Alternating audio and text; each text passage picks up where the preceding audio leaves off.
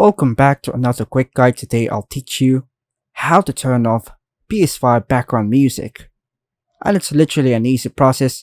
Make sure to watch until the end of the video to know how it's done. Turning off background music on your PS5 can be done through the console settings. Here's how you can do it.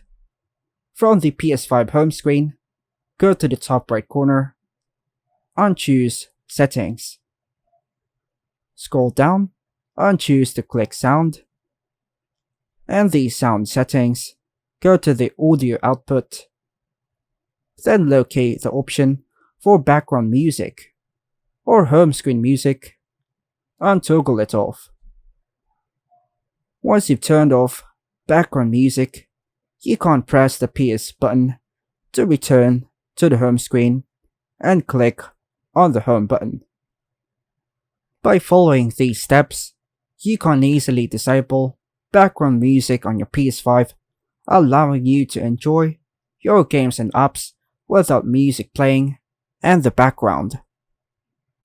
And that's all for now, folks. Thanks for watching.